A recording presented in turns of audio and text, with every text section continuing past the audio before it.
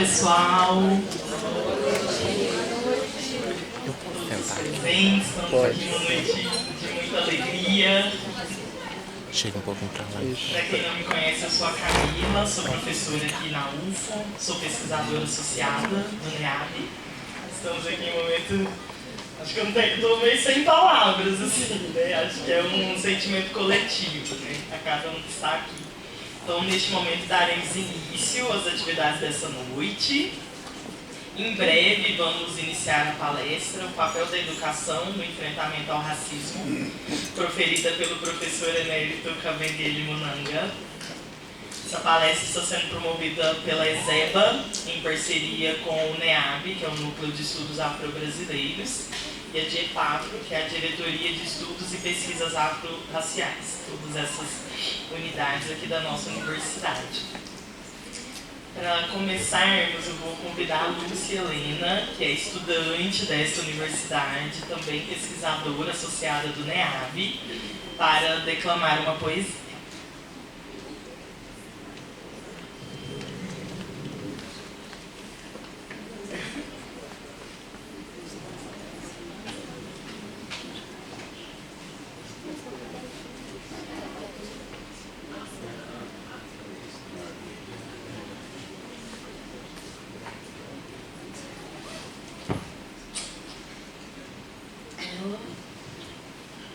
Boa noite, pessoal. Fiz uma poesia para o professor e para todos vocês. Brasil, país de memórias controversas, que quando revisitadas, cortam como faca, abrindo feridas que somente as memórias podem cicatrizar. Mas não qualquer memória, e sim aquelas dos povos que ficaram às margens, que viram contarem suas histórias e tirando seu protagonismo, daqueles que vivenciaram as suas culturas serem estudadas pela branquitude, que tiveram sua inteligência questionada com inúmeras tentativas de te inferiorizar, vivenciando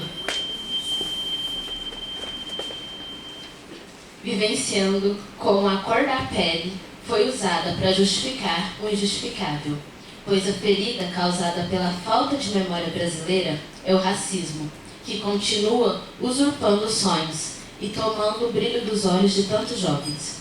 Os caminhos de cura vêm dos nossos antepassados, da nossa intelectualidade e espiritualidade, de todos que lutaram para registrar as suas memórias, mesmo quando tentaram apagá-las, retomando os conhecimentos da nossa ancestralidade e criando os novos. Somos potência, que se refaz igual semente no solo, que relembra que antes de ser fruto, fez parte de uma árvore.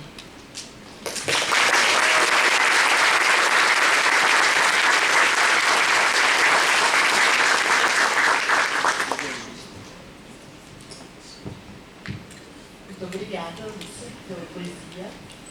Então, dando continuidade às atividades da noite, convido para a mesa o professor Kabengele Munanga.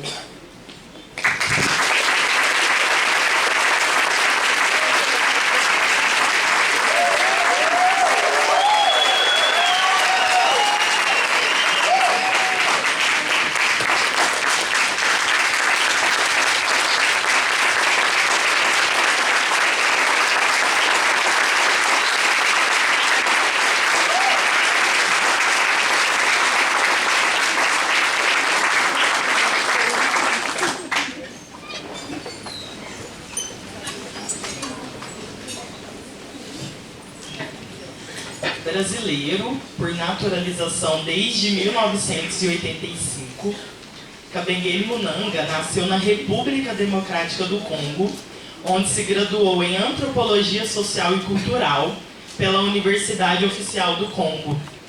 Foi nessa universidade que iniciou sua carreira acadêmica como professor assistente.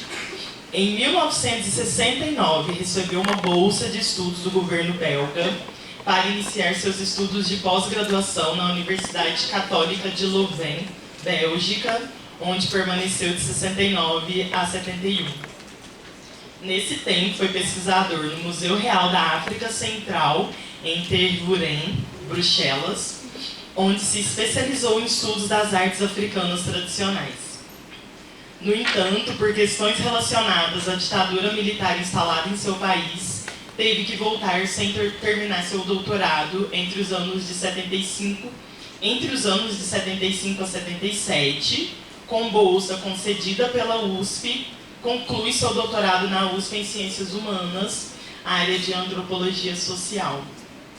Foi professor visitante na Escola de Sociologia e Política de São Paulo, na Universidade Cândido Mendes, na Universidade Federal do Rio Grande do Norte, na Universidade Eduardo Mondlane, em Maputo, Moçambique, professor associado na Universidade de Montreal, no Canadá, onde ministrou seminários, além de orientar projetos de mestrado e de doutorado na Faculdade da Ciência das Religiões.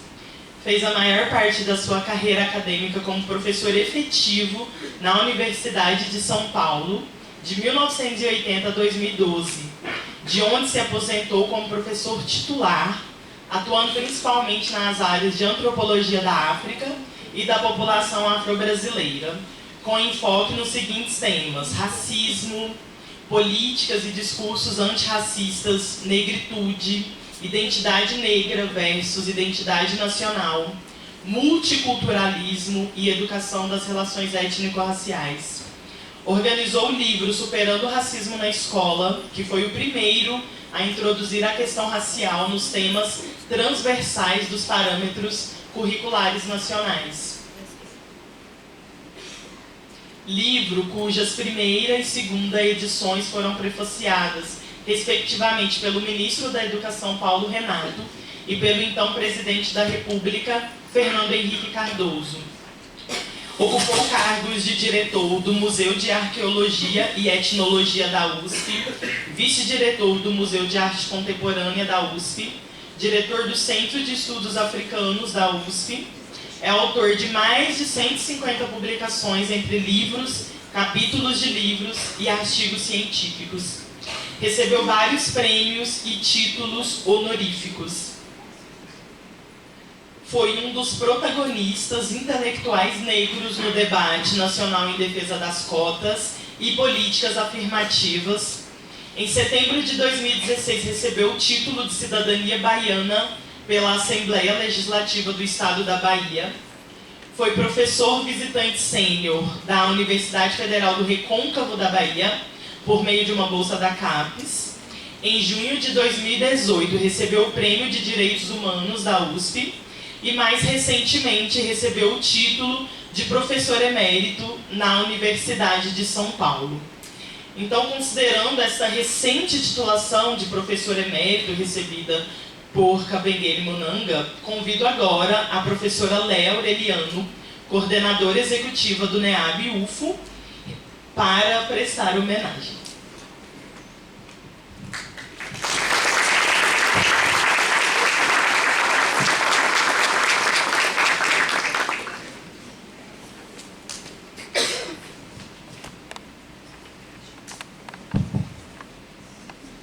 Boa noite a todos e a todas as pessoas presentes. Como a Camila já disse, é um prazer e uma emoção muito grande recebê-lo aqui nesta casa. E, em nome de todos, nós gostaríamos de proferir algumas palavras. Este é para nós um momento ímpar, uma vez que teremos o prazer de ouvir o nosso querido professor Kabengele Munanga, presencialmente aqui em nossa cidade de Uberlândia. E antes que ele possa nos brindar com seus saberes, gostaríamos de, em nome da Escola de Educação Básica, ESEBA, do Núcleo de Estudos Afro-Brasileiros, NEAB, da Diretoria de Estudos e Pesquisas Afro-Raciais, de EPAFRO, e, enfim, em nome de toda a Universidade Federal de Uberlândia, externarmos ao professor Kabengele Munanga a nossa admiração e profunda gratidão por toda a sua generosa contribuição pessoal e profissional no enfrentamento ao racismo. Sua trajetória de vida nos inspira e fortalece. Neste sentido, esta casa faz coro a todas, todos e todes, pesquisadores e profissionais, parabenizando-o pelo merecidíssimo título de professor emérito. Destacamos ainda que o título não colocou-o em posição de pronto, cumprir o papel. Ao contrário, é perceptível que nenhuma situação adversa foi capaz de dissuadi-lo de sua militância e compromisso com as questões étnico-raciais. Nós o parabenizamos pelo trabalho, mas com certeza somos nós quem estamos sendo agraciados com toda essa potência que é o professor Kabengele Munanga. Muito obrigada. Gratidão, professor.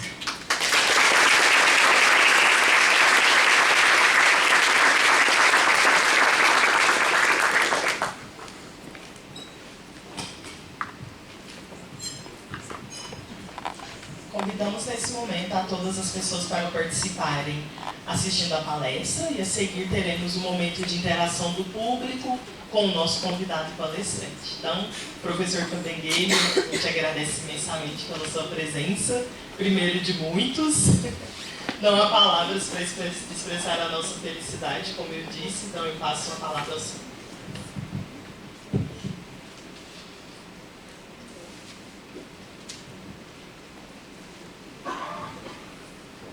Boa noite a todas, todos e todos.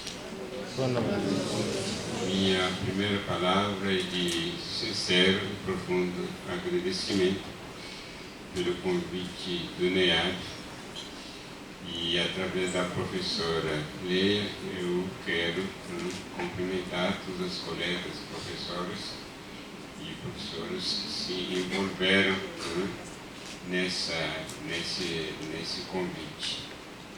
Quero agradecer essa linda saudação, a homenagem que a professora Lei me fez.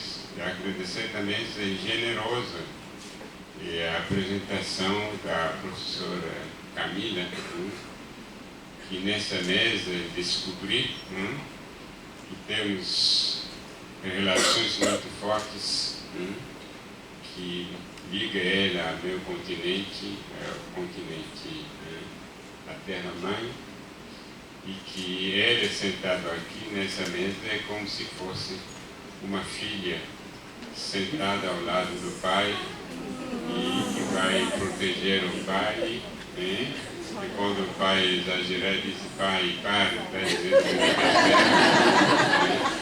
não é por aí. Então, eu cheguei nessa terra, quando cheguei em 1975, era ainda jovem, não tinha barba e cabelo brancos. Então, passei mais de anos da minha vida no Brasil do que no continente africano, na República Democrática de Congo, onde nasci. E aqui aprendi muito com o Brasil, aprendi muito com a Academia Brasileira. Eu fui formado numa educação colonial, cabeça colonizada.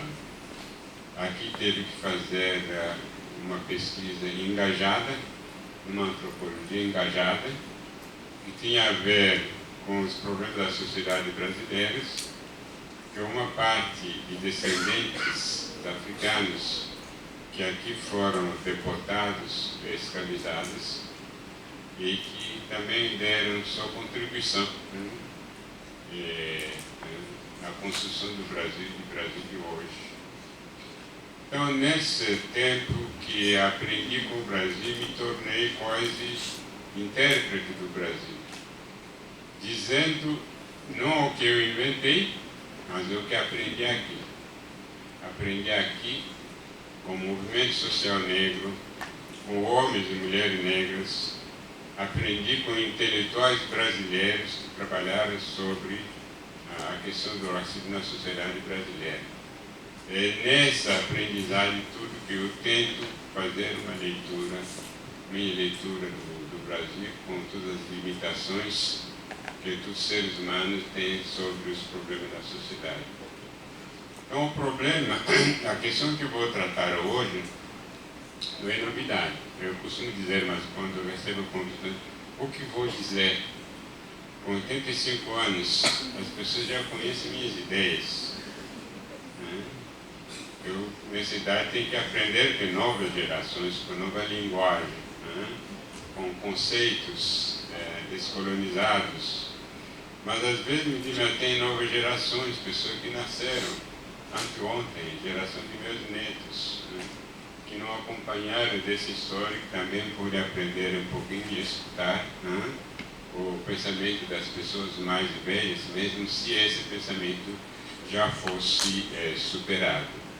Eu sempre acredito que devemos ser superados, aprender com mais jovens, porque se nós não fomos superados, as pessoas da minha geração, quer dizer que coletivamente nós não crescemos em termos de pensamento. Porque quando diga as coisas, vocês são superados, né? Eu gosto que as pessoas me digam, que me corrijam, né? Assim que nós crescemos juntos, né? Que nós podemos nos enriquecer, né? Os mais velhos, os mais jovens, homens e mulheres. Então, a dissertação de mestrado defendido ontem, né, no programa de pós-graduação em educação pela senhora Leia, né, Aureliano, de Souza Machado, dissertação que foi orientada pela professora Astrogildo Fernandes, que a professora Jane Maria e Cabengele Munan examinaram ontem, tem muito a ver com minha fala de hoje. Na verdade, essa temática que desenvolvi por Leia tem a ver com essas buscas, essa construção de uma educação antirracista, né? Com outras experiências de vida, com outras práticas, né? Numa escola, né? Numa escola de aplicação na Universidade Federal do Uberlândia. Então, na realidade, para as pessoas que já me conhecem, eu vou chover no molhado, né? Mas eu acho que, né, é repetindo as mesmas coisas também que a gente aprende. A educação é feita também de repetição, né? Então, voltando ao tema que nos trouxe aqui, que nos reúne essa noite, o racismo constitui um dos graves problemas que atormenta nossa sociedade, e acreditamos que a educação pode contribuir em seu combate. Mas a questão que se coloca é saber como e que tipo de educação. Os seres humanos, como os outros animais que vivem em nossa galáxia, no planeta Terra, têm os seus comportamentos guiados pelo instinto, que é um princípio natural hereditário que comanda nossas reações primárias para a nossa sobrevivência em relação ao meio ambiente e aos outros seres vivos, plantas e animais. Mas além do instinto, os seres humanos têm algo mais muito importante, que é a razão. Graças à razão, os seres humanos criaram em todas as sociedades de todos os tempos regras de conduta que os diferenciam dos demais animais e que lhe permitem viver juntos. Graças à razão, nós inventamos sociedades que evoluíram em histórias e criaram culturas, ou seja, um conjunto complexo que compreende instituições, leis, arte e religiões, ciência e tecnologias, costumes e tradições transmitidas de geração em gerações através da educação, que é também um componente da cultura. Assim, cada geração, mesmo evoluindo, não precisa reinventar tudo para a sua sobrevivência. Apesar das culturas terem evoluído no tempo e espaço de acordo com a história, as condições e as necessidades de cada sociedade, nota-se a existência em muita sociedade da ausência das liberdades individuais e da igualdade de tratamento ou de direitos perante as leis entre os cidadãos. Sistemas monárquicos, onde os reis e príncipes tiveram direito quase divino sobre a vida e a morte dos seus súditos, se desenvolveram em vários cantos do universo. Exemplo das sociedades aristocráticas, onde a nobreza e o clero tinham direitos e privilégios que os cidadãos comuns não tinham, pululam na história da humanidade. Na atual conjuntura política, a palavra democracia é pronunciada dezenas de vezes por dia nas mídias, redes sociais, conversas cotidianas entre cidadãos nos debates acadêmicos e intelectuais, entre outros. Mas para a maioria dos países que nasceram das heranças coloniais, como o Brasil, e todos os países da América dita Latina e da África subsaariana, a palavra democracia só poderia ter sentido depois das independências políticas, com o nascimento de regimes republicanos. No entanto, os golpes militares, as guerras civis que se sucederam em alguns desses países devem ter atrapalhado e atrasado o processo de construção dos regimes democráticos. Mas a partir da nova Constituição de 1988, o processo de construção democrática no Brasil recebeu um novo fôlego, com as eleições diretas que garantem a participação de todas as classes e segmentos sociais, brancos, negros, indígenas, homens e mulheres, sem discriminação. Em termos teóricos, isso aqui não é a prática. Mesmo assim, ainda fica colocada a questão de saber como fazer para construir um modelo de democracia que beneficie nossa diversidade e nossas diferenças. Não basta a retórica, os discursos de confissão do nosso racismo brasileiro, que, embora necessários para conscientizar e politizar, não são suficientes. É preciso passar da retórica e dos discursos à ação transformadora, cujos caminhos são conhecidos.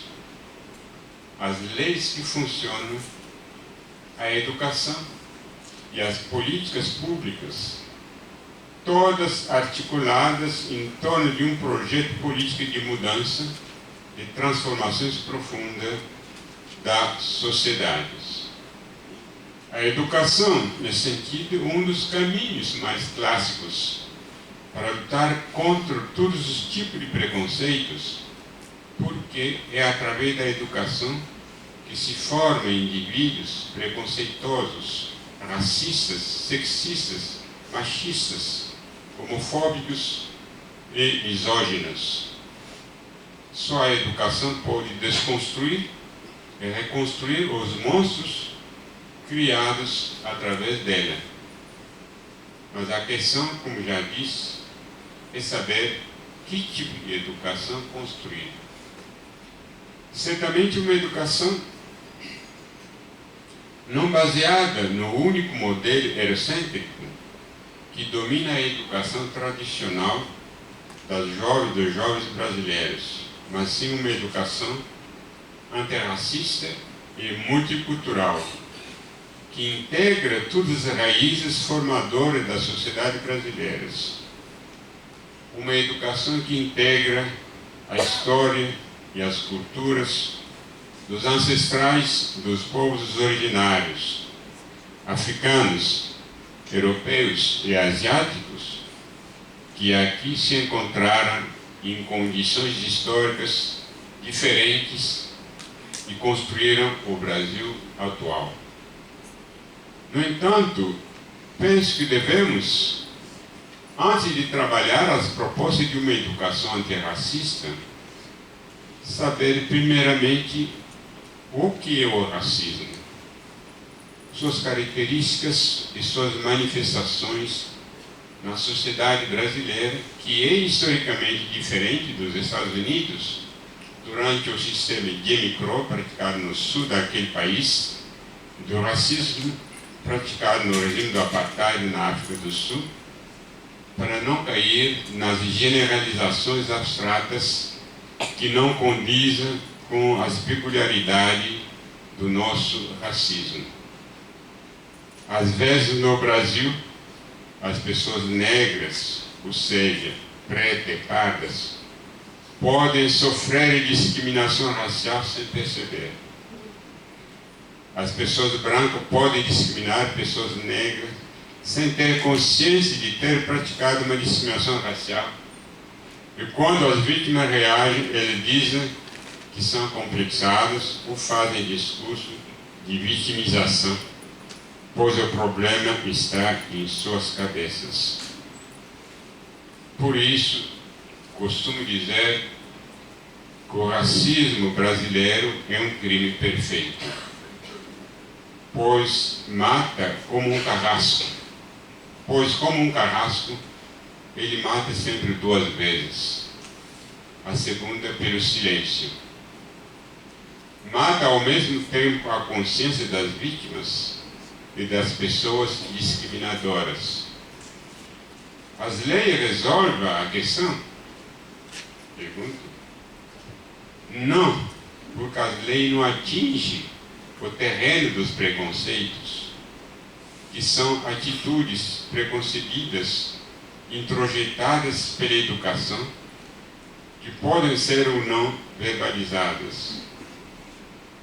As leis só lidam com os comportamentos discriminatórios que são observáveis e mensuráveis, portanto, podem ser reprimidos. Como diz Nelson Mandela, nenhuma criança no mundo nasceu odiando outras crianças por causa da diferença somática ou da cor da pele. O faz porque recebeu uma educação preconceituosa que não valoriza a diversidade que constitui a riqueza coletiva da humanidade.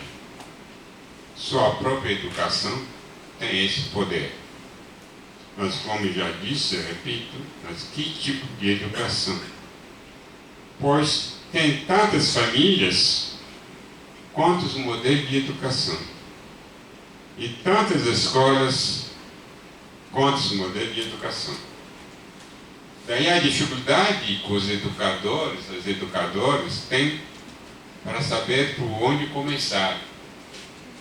Pois eles também não têm receita pronta para aplicar. A lei desde 1639, mas os professores não tinham receita. O trabalho da lei é sobre isso. Precisa construir essas receitas. Precisa construir essa educação antirracista. De fato, a educação começa no lar, antes de ser assumida pela escola. Nesse sentido, uma criança que chega na escola não é mais um terreno virgem, porque os pais já começaram a plantar nela antes da escola formal. Mas será que nessa educação que começa na família, os pais plantaram a semente da diversidade e das diferenças que seus filhos encontrarão na sociedade em que vão viver e se desenvolver? Pelos depoimentos que a mim chegaram, muitos pais não falam do racismo com seus filhos em família.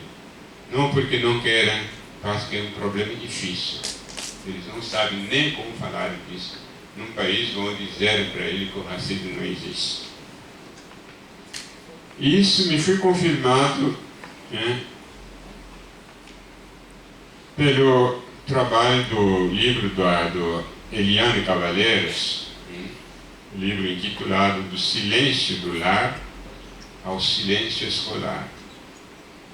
E quando a criança sai de sua família para iniciar sua formação escolar primária, onde se forma a cidadania, ela encontra, ora, o silêncio por parte dos professores e das professoras, ou quando termina sua alfabetização e começa a ler, ele se depara com livros de conteúdo preconceituosos e racistas, que ela ainda não tem consciência crítica para rejeitar, mas que geralmente acaba introjetar como natural sua inferioridade ou superioridade em relação aos seus colegas, o seu colega de cor da pele diferente.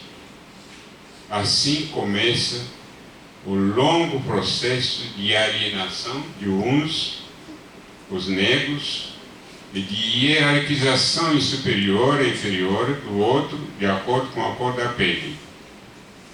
As crianças, ou melhor, jovens negros, que ingressavam na escola, não via, como disse, seus rostos no espelho da escola, pois a história de seus antepassados não era contada, ou ensinadas, ou quando era contada, foi do ponto de vista eurocêntrico, preconceituoso e racista, que acabava baixar sua autoestima, enquanto a autoestima do colega branco era positivamente superdilatada. Psicologicamente, isso acaba interferir negativa e positivamente na aprendizagem de ambos. São numerosos os casos em que as crianças negras se recusam de ir para aquela escola, mas nem sempre explica por quê para seus pais. Não é fácil para eles explicar. Foi com consciência, ora nesse silêncio escolar, ora no conteúdo racista e preconceituoso de muitos livros didáticos, que o movimento negro conseguiu em sua luta, que vem das gerações anteriores, a levar à promulgação das leis 10.639/03 e 11.645/08, que tornam obrigatório o ensino da história da cultura africana, da diáspora e dos povos originários no ensino fundamental, fazendo com que a escola, como instituição, possa assumir o que deixou de fazer por causa do nosso mito de democracia racial brasileira. Essas duas leis constituem uma espécie de guarda-chuva, embaixo do qual muitos educadores de várias escolas públicas e privadas começaram a se debruçar para construir uma nova educação cidadã que pensamos ser antirracista. É um caminho cheio de pedras e de espinhos, acredito eu, que devemos aprofundar com base nas pesquisas críticas e levantamentos que permitem corrigir os rumos e reformular novas estratégias. O que está em jogo é a defesa e a construção de uma educação que dá valor à diversidade histórica e cultural e ao conhecimento do outro, visando todas as formas de comunicação intercultural. Está também em jogo a vontade de corrigir as desigualdades de situações e de chances entre brancos e não brancos.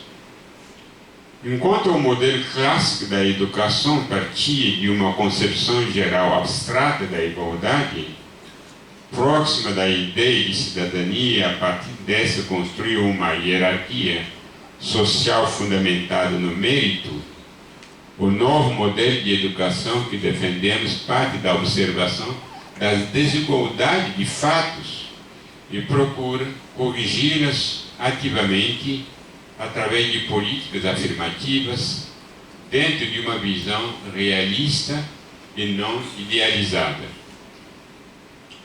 Afinal, quem são os brasileiros? Não são somente descendentes de gregos e romanos, e anglo-saxônicos e latinos através da ancestralidade europeia, mas são também descendentes de africanos, de povos originários, de orientais, árabes, judeus e ciganos. Uma educação antirracista baseada nos preliminares que tentei descrever eliminaria totalmente o racismo em nossas sociedades? É uma questão muito importante. O racismo é um fenômeno complexo, cujo espaço geográfico compreende quase todos os continentes.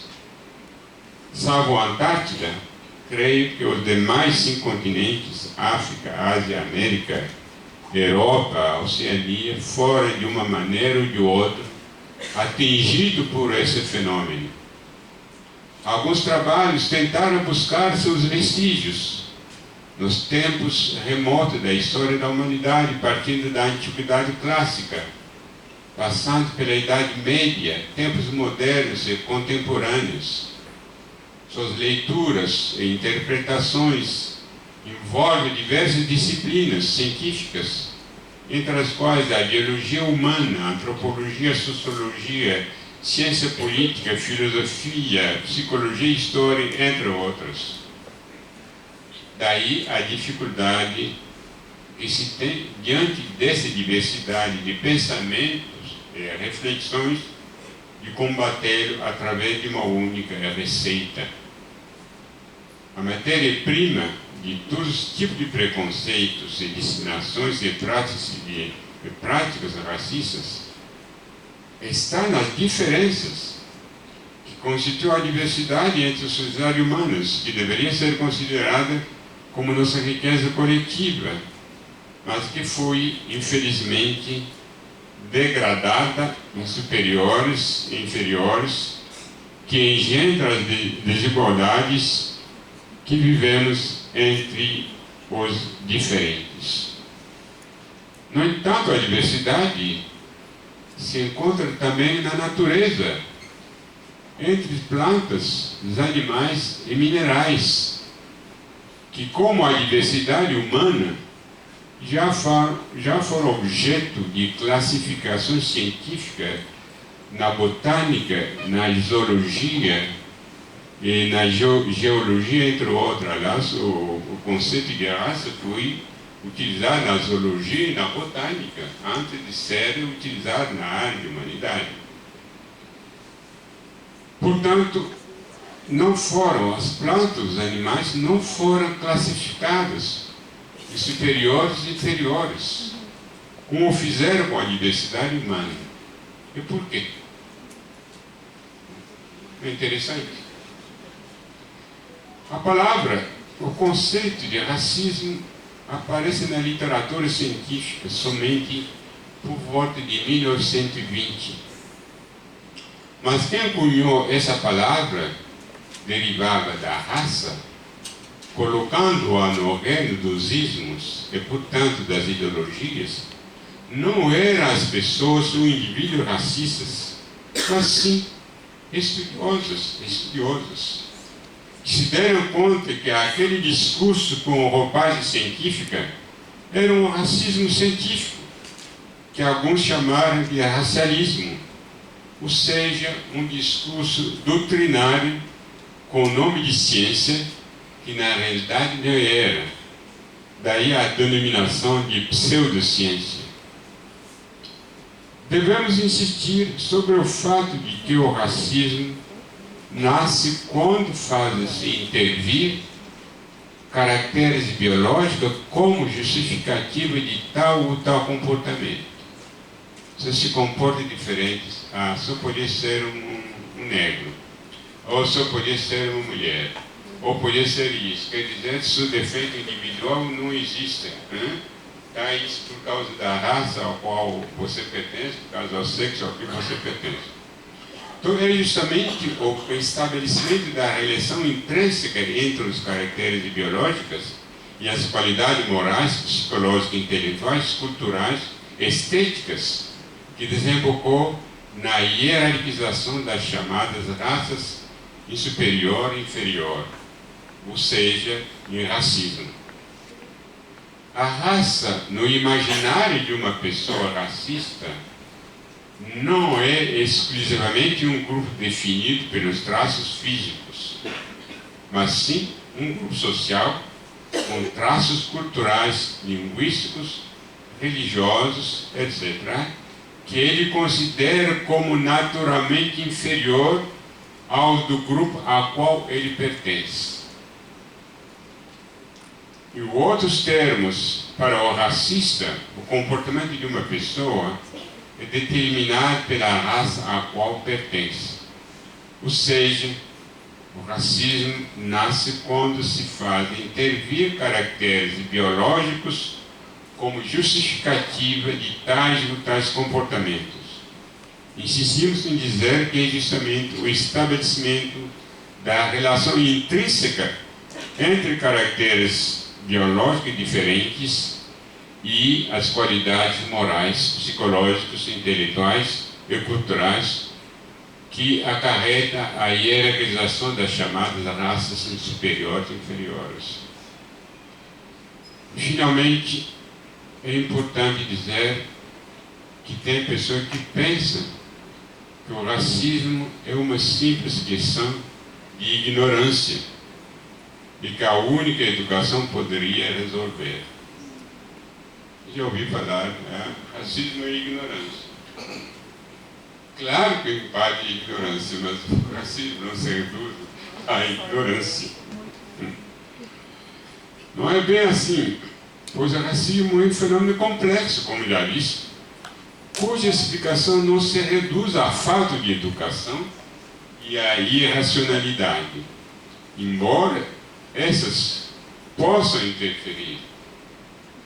A respeito, lembro que nos anos 50 a Unesco propôs um programa de difusão dos fatos científicos destinado a fazer desaparecer os preconceitos e práticas de discriminação racial, com a participação dos biólogos, antropólogos e demais estudiosos da questão, convencidos que as causas do racismo eram a buscar somente na ignorância e na irracionalidade. No entanto, a condenação científica, a condenação moral e as inumeráveis análises feitas sobre racismo não o destruíram. Então, o relativo otimismo do antirracismo cognitivo, defendido pela Unesco, logo se chocou às conclusões das pesquisas conduzidas pelos psicólogos sociais sobre os preconceitos e os estereótipos, fortemente influenciado pela visão psicanalítica.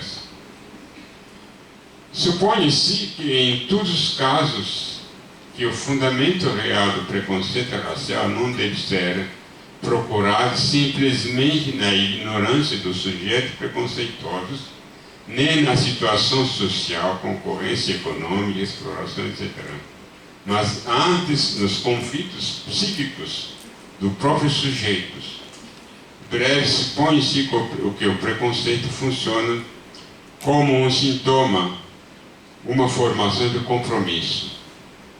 O modelo de análise psicopatológicos do preconceito teve o mérito de mostrar os limites de uma luta estritamente cognitiva contra o racismo. Mas ele também tem seus limites, como mostra um breve exame da teoria da personalidade autoritária de Adorno e seus colaboradores. Não tem uma única análise que esgota a questão do racismo, que seja biológica, psicológica, psicanalíticas, sociologia, antropologia, todas as análises do fenômeno racista são limitados.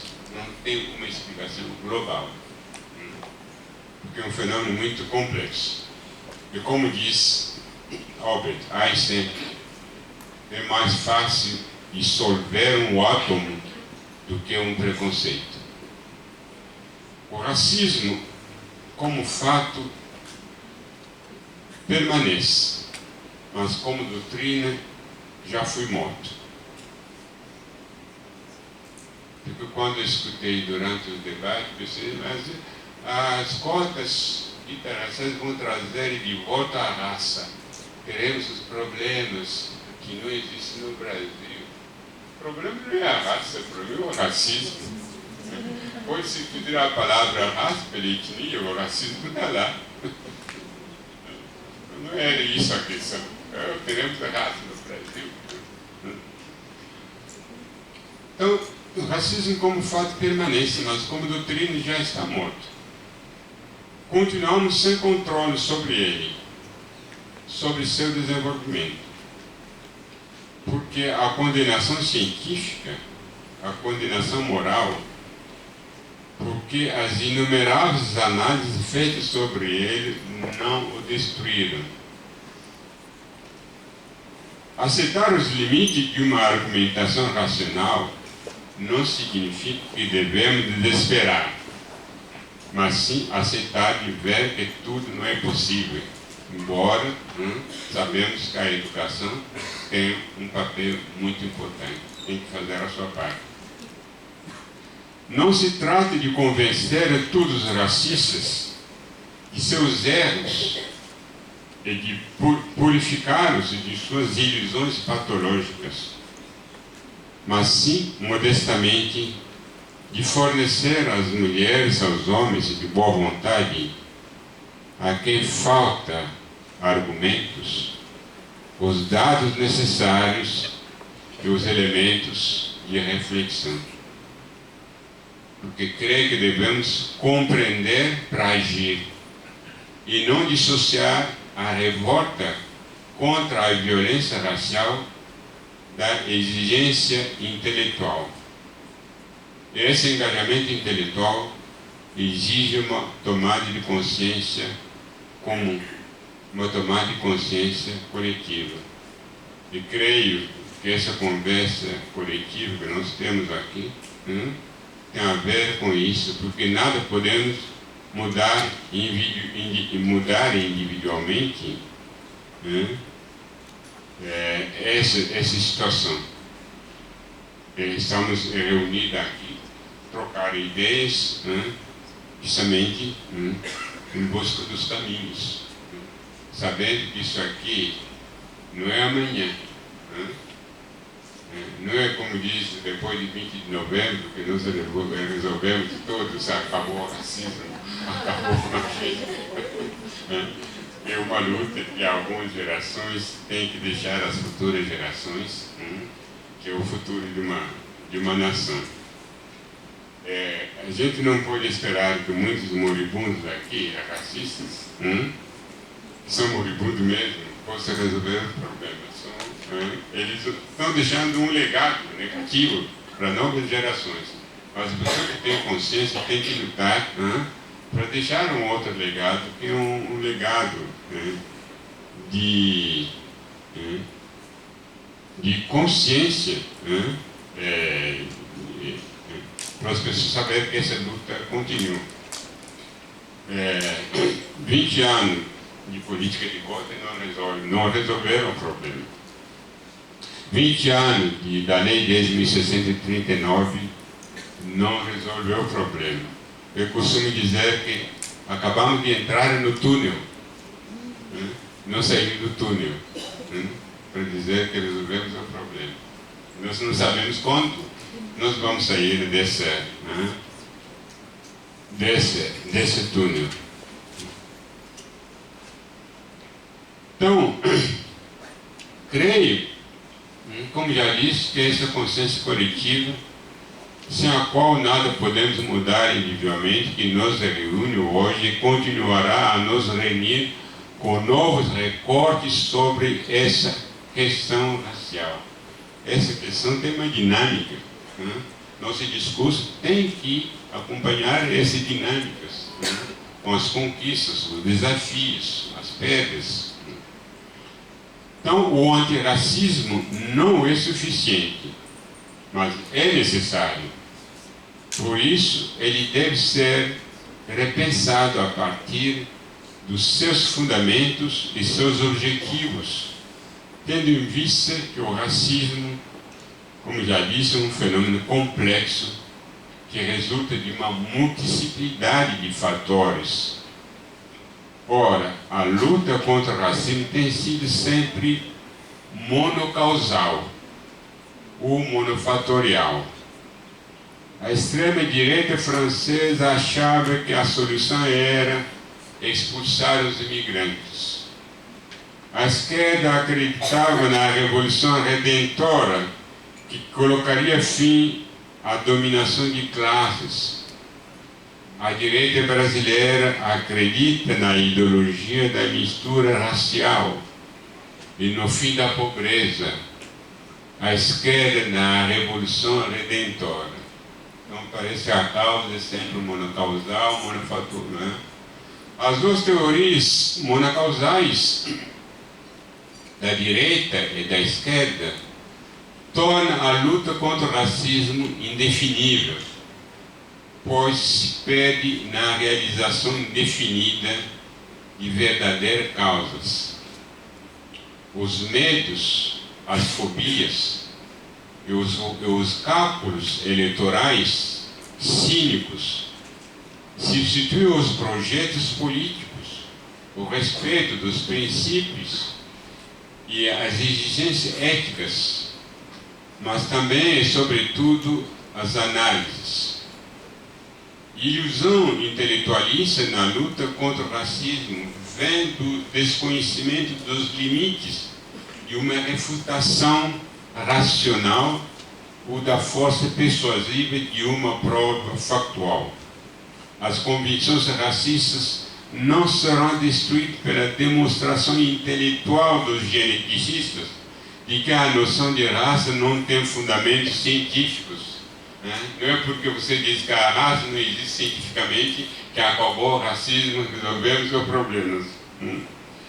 O que a mestiçagem não é sinônimo de degradação genética como pensavam, porque jamais uma paixão cede a uma argumentação, por mais irrefutável que possa ser.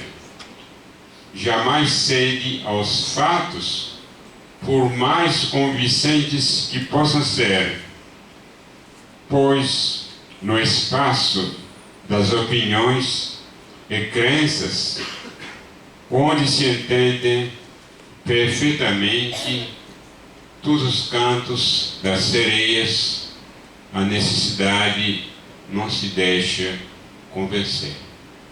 Obrigado.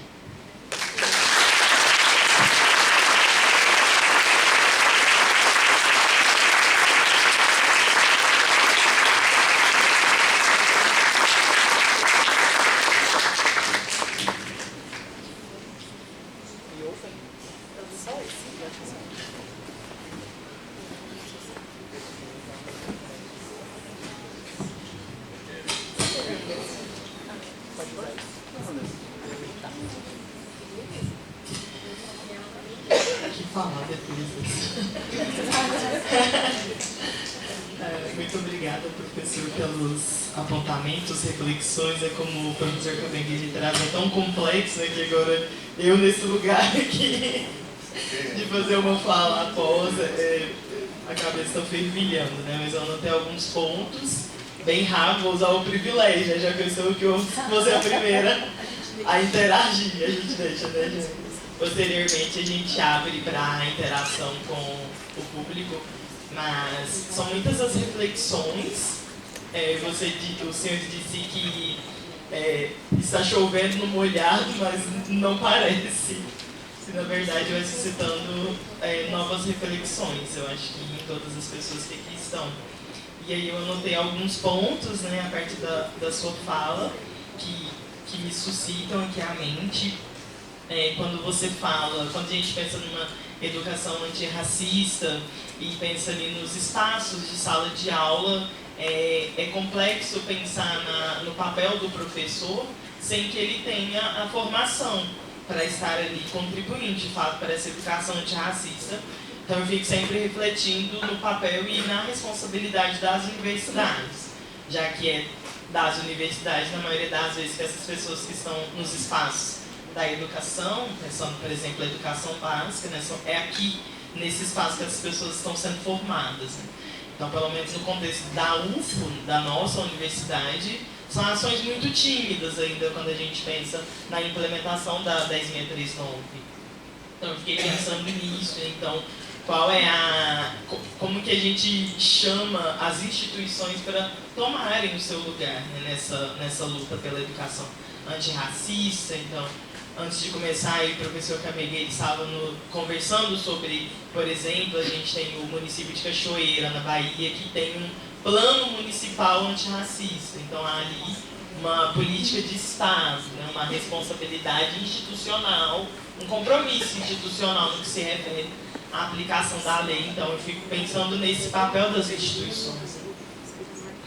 Uma outra coisa que eu fico pensando, a partir da sua fala, professor, qual é a relação que existe entre pensar branquitude, pensar privilégio branco, pensar no papel das pessoas brancas nessa educação antirracista, já que na maioria dos níveis na maior parte dos mais diversos níveis de educação que a gente tem são pessoas brancas como professoras, como diretoras de escola, como gestoras, como secretárias, né, secretários municipais de educação na universidade, são professores brancos, são pró-reitores brancos, são reitores brancos. Então, como é que a gente responsabiliza também essas pessoas para que elas façam verdadeiramente parte do problema, né? Como se essas pessoas ainda estivessem muito apartadas. E são elas que tomam essas decisões, né, institucionais, no que se refere à educação antirracista, no que se refere à aplicação da Lei 10.639.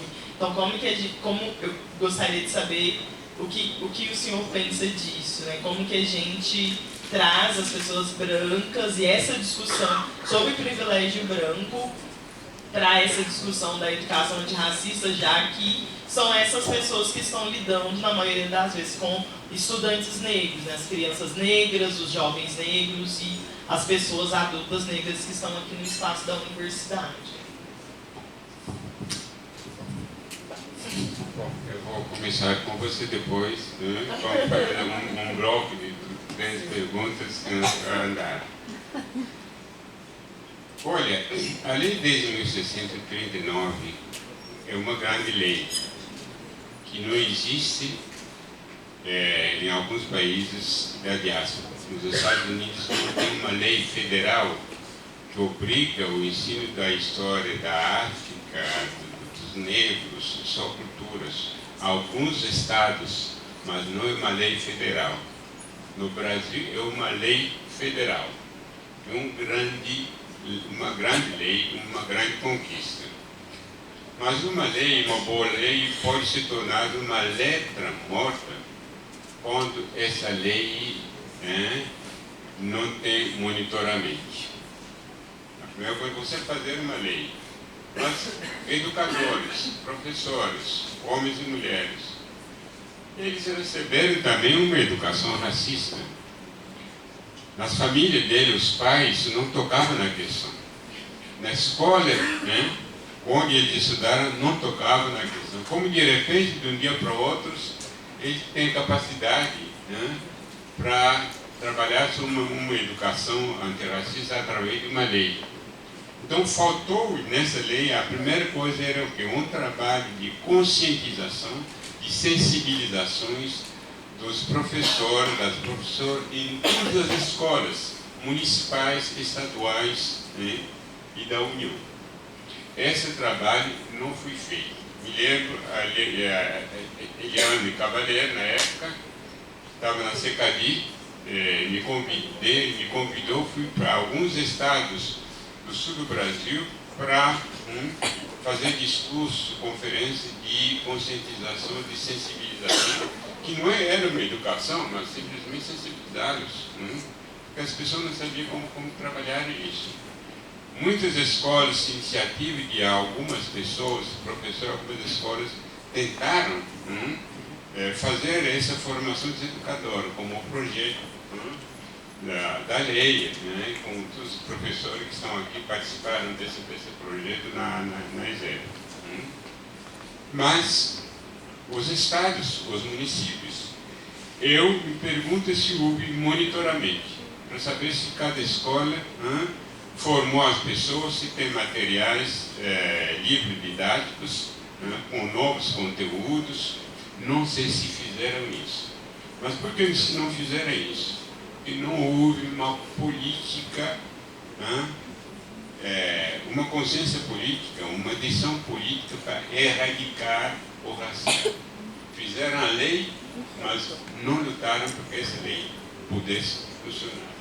Até agora eu não sei, em termos do Brasil inteiro, se todos os estados, os municípios, têm escolas que trabalham claramente nesse processo de formação dos educadores, para que pudessem dispensar uma educação antirracista a seus alunos. Professor consciente, formado e com material livre de didática de qualidade. E não sei se existe no país inteiro. Ou simplesmente ficou uma lei, ninguém quer saber. Inclusive me lembro de alguns estados, municípios do sul do Brasil, que alguns professores, mas temos muito poucos negros aqui, mas porque essa lei, num município onde não tem negro, vai servir. Porque os negros podem estudar a história da Europa, os brancos não podem estudar a história da África. O Brasil foi construído simplesmente pela Europa. Os milhões de africanos que aqui foram deportados, com suor e sangue, construíram as riquezas desse país. A história dele não pode ser conhecida, não pode ser estudada.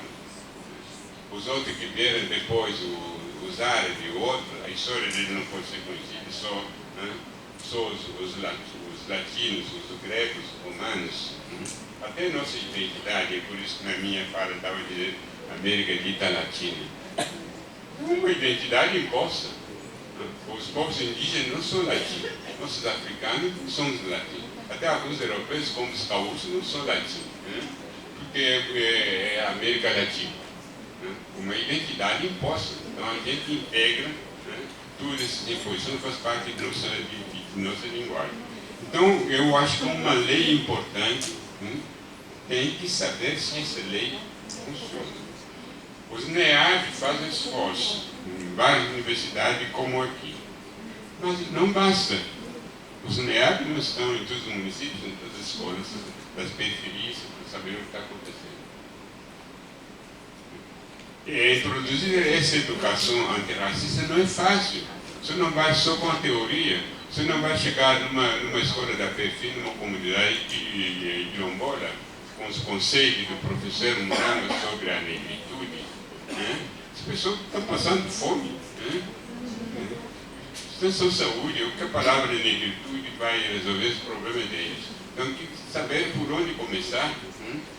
Como que eles vão aprender a história do Brasil se a própria história dele como comunidade quilombola não sabe? Tem que começar por aí. Então, é um processo, uma educação, que é uma formação continuada, educação permanente, como ele trabalhou no projeto dele.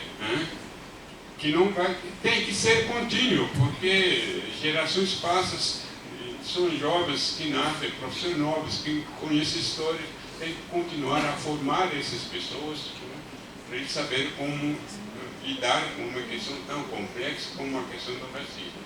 Então, falta o monitoramento. Eu não sei como funciona realmente a lei desde 1939, que é uma grande conquista.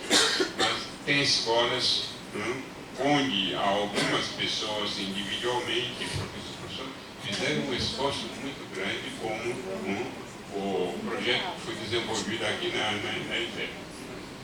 Então, é uma lei importante, mas tem que fazer com que ela não deixe de ser uma letra morta para funcionar. A branquitude Esse conceito que foi cunhado pela Cida Bento, numa tese que eu mesmo examinei no Instituto de Psicologia da USP, era o quê? Não é um conceito oposto à negritude. Negritude era um movimento de luta, para a desalienação do negro, luta pela independência. A branquitude simplesmente a consciência do que é ser branco. Você tem vantagens, privilégios que os outros não têm.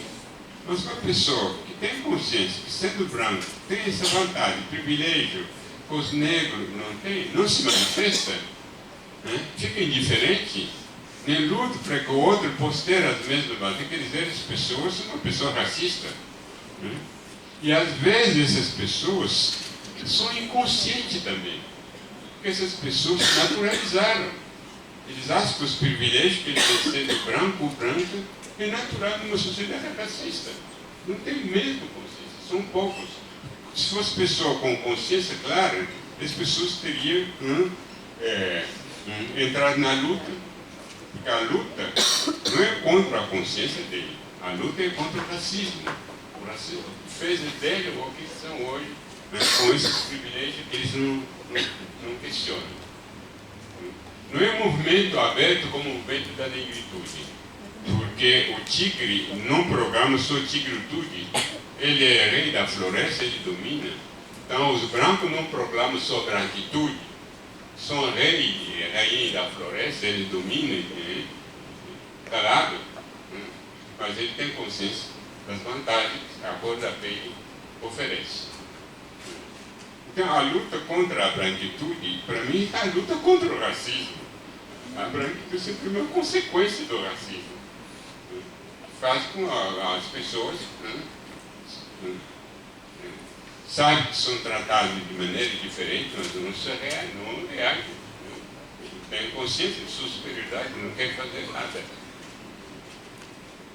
E nem tudo tem consciência. Alguns, como diz o racismo brasileiro, é um crime perfeito.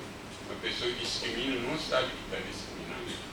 Às vezes a própria vítima não está sentindo, sendo uma pessoa preparada que está sendo discriminada para reagir. Então, essa era a contribuição da Cida Bento, porque tem pessoas que têm consciência das vantagens que a cor da pele oferece, mas que acham normal, natural, que não reage. Não reage porque não é um movimento, claro. Consciências que passam pelo comportamento de cada um, mas não é um movimento político chamado branquitude. Eles não precisam proclamar. É por isso que a luta, para mim, não é luta contra a branquitude, é a luta contra o racismo, que faz com que as pessoas brancas tenham as vantagens, privilégios que os negros, as negras, não têm na sociedade. Mas, como a gente trabalha muito com os conceitos, transformamos a branquitude como se fosse uma outra forma de racismo, diferente do racismo de modo geral. Mas é isso a maneira que eu entendo a branquitude. O problema não é a branquitude, o problema é o racismo. Excelente. Muito obrigada, professor. Vamos passar para o público interagir. Gostaria de saber quem gostaria de deixar alguma provocação, perguntas, sugestões, comentários.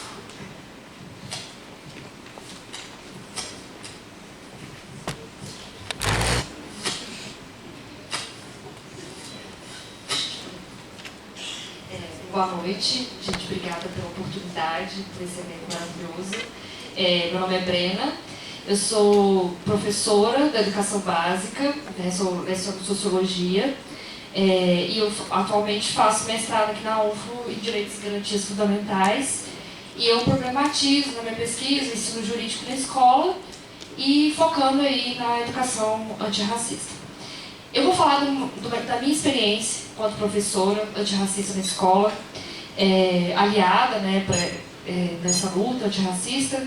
E, bom, o que a gente percebe no dia a dia é a criminalização desse conhecimento que é contra-hegemônico, né? A gente percebe isso na prática, no dia a dia.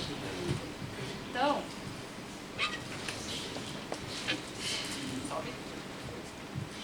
exemplo, quando a gente vai falar sobre qualquer assunto, né, que envolve esses conhecimentos contra-hegemônicos, a gente é acusado de doutrinação, né, a gente é apontado por falar de macumba na sala de aula, né, nesse conceito mais puro do racista, né, do racismo mesmo, né, do macumba, coisa ruim, né, a professora está com um demônio no corpo, né, coisas assim. Então, a gente é acusado por falar de assuntos que ninguém quer que a gente fale, né, diariamente. Assim. Então, eu queria pedir para você comentar uma fala que um dos filhos do antigo presidente falou, graças a Deus, não sei se foi o 01, 02, não sei. Só sei que ele associou o professor a um doutrinador, assim como os traficantes fazem com os aviõezinhos. Né? Ele associa o professor, primeiro ele passa por um processo de doutrinação, né? Como se a gente fosse um aviãozinho, e depois que a gente vira um aviãozinho, a gente quer doutrinar todo mundo. E aí eu pensei assim, interessante. Então, será que seria o professor antirracista o traficante do conhecimento contra-hegemônico? É isso, eu queria que você comentasse, por favor.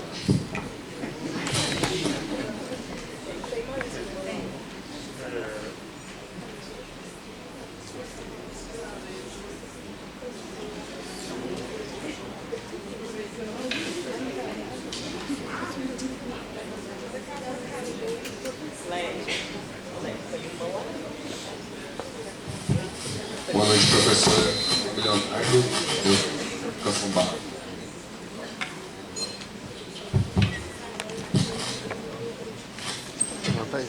Mais perto.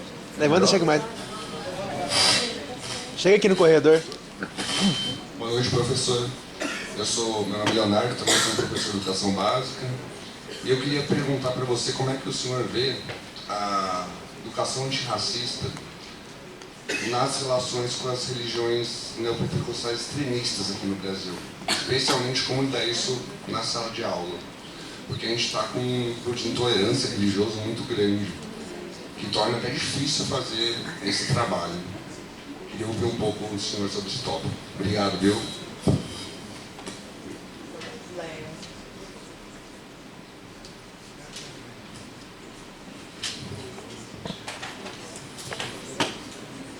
Olá, boa noite a todos, todas e todos. Professor, muito obrigada pelas falas. E o senhor falou duas coisas que me lembrou da minha profissão. Eu também sou professora do Fundamental 2 de História.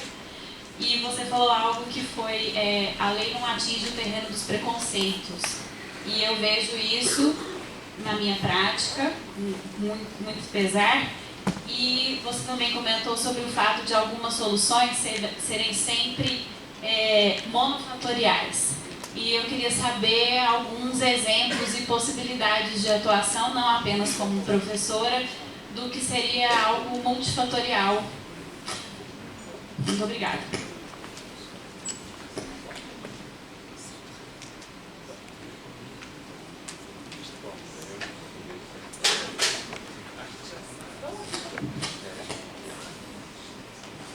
Bom, começando com a pergunta da Brena, você sabe que as pessoas que ideologicamente querem manter o status quo, querem que a sociedade não mude, sempre produzem argumentos para defender o status quo. Argumentos acusadores das pessoas que querem transformar a sociedade. Se percebe que numa escola as crianças têm que aprender a conviver com a diferença, a diversidade, descobrir que isso aqui é uma riqueza.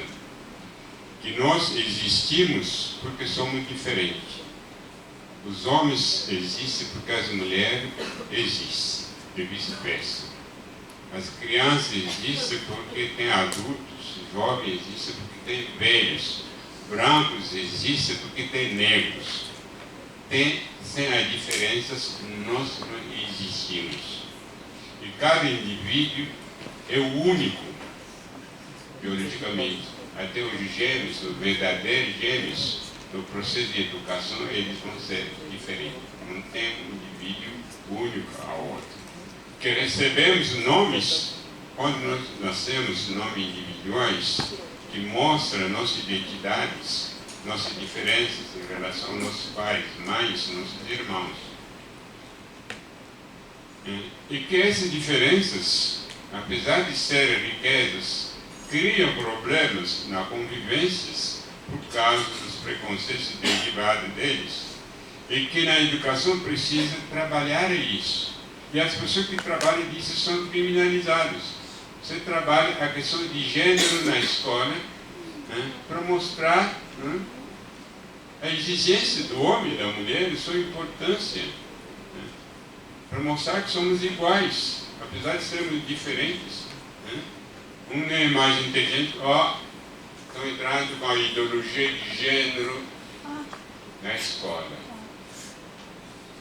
Você trabalha com a questão do racismo, aí estão entrando com problemas que não existem no Brasil, né? O racismo não existe, tudo é um problema econômico. Sempre vão encontrar argumento porque as pessoas são contra a mudança da sociedade e querem manter o status quo. Jamais você vai encontrar essas pessoas aplaudindo as lutas dos negros como das mulheres. A experiência do último governo mostrou isso. Até as conquistas sociais, tanto dos negros como das mulheres, foram completamente destruídas. Mas sempre ele tem motivos, para acusar, porque eles não ficam com a consciência tranquila. Então tem que ser de criminalizar os outros. E isso vai sempre continuar. Olha o problema da ideologia. Nós não podemos viver sem ideologia, né? Seja na esquerda ou na direita, mas a questão é saber a serviço de quem você sustenta a sua ideologia. Para mudar a sociedade ou para manter o status quo. Aí que está o problema. Nós temos, por exemplo, diversidade de pensamento nos problemas da sociedade. Né? Essa diversidade é uma riqueza. Nós não podemos pensar da mesma maneira quando começou a luta sobre cotas, que pessoas intelectuais que estudaram negro, que estavam contra cotas. Eu conheci pessoas da esquerda que estavam contra cotas, cada um fornecendo seus argumentos. Mas a questão é saber ao serviço de quem você vai coloca sua ideologia. É inevitável. Então, essas acusações sempre vai continuar. Mas quem tem consciência que luta sabe que vai existir, tem que saber que a luta continua, e isso não pode parar de lutar por questão dizendo que você está fazendo ideologia de gênero na sala de aula, ideologia de... Porque as mulheres, os homens não podem saber que eles são machistas. As mulheres não podem saber que eles têm tanta inteligência para governar, para dirigir como os homens. Os jovens, meninas e meninos, não podem saber que a vagina ou o pênis não é símbolo de superioridade e de inferioridade, em termos de inteligência. Ensinando isso, você está fazendo ideologia de gênero. Então, sim, ideologia é uma boa ideologia, vai transformar a sociedade. Porque ao usar a palavra ideologia, esse aqui é um pretexto. O que eles querem acusar é a mudança, não é a palavra ideologia que eles utilizam. Então, tem essa linguagem que a gente sabe que a luta nunca vai acabar isso aí, dependendo do regime em que estamos vivendo. Você vê, por exemplo, ultimamente, o presidente falou que a ideologia ou a democracia é relativa. A imprensa caiu em cima. Mas qual é a palavra relativo? E cometer um crime porque diz que a ideologia é relativa? Porque um operário, se fosse um intelectual, um Fernando Henrique Cardoso, a imprensa ia cair em cima porque diz que a ideologia é relativa. Então tem os preconceitos que acontecem tudo isso, Vocês podem acompanhar a vida do atual presidente, qualquer coisa que ele diz é criticado, é condenado, é isso, ele não pode, mas outro podia dizer sem nenhum problema. Os preconceitos estão sempre presentes. Ultimamente alguém falou que ele não é formado. Mas o que é formação? Pessoas que não foram universitários, que criou tantas universidades públicas, né? Que luta para que entende o que é uma universidade, essa pessoa não tem formação. Né? Uma pessoa que foi 3 vezes presidente de um país, é respeitado no mundo inteiro, essa pessoa não tem formação. Aquele jornalista idiota acha que ele é mais formado do que ele.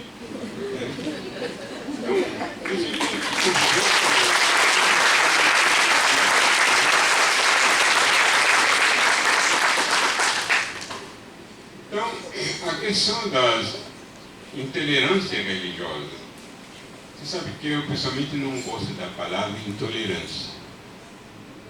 Na realidade, se trata de racismo que passa pela religião.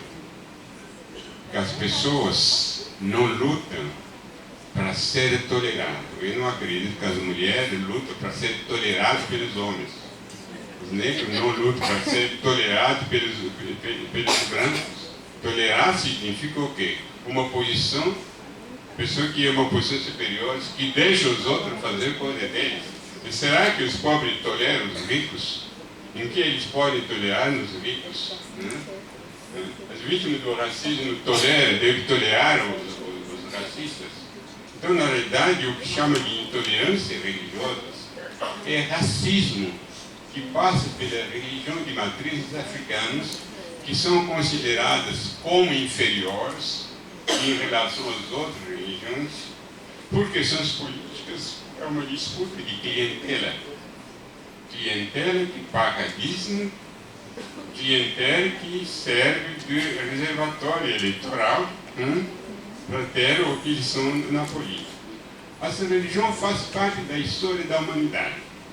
É impossível você imaginar a humanidade sem religiões. Todos os caminhos para chegar ao Deus, os caminhos que são diferentes. Mas por que os caminhos brigam entre eles? Deus, o Jesus, pediu para essa pessoa brigar para defender, porque ele é incapaz de se defender.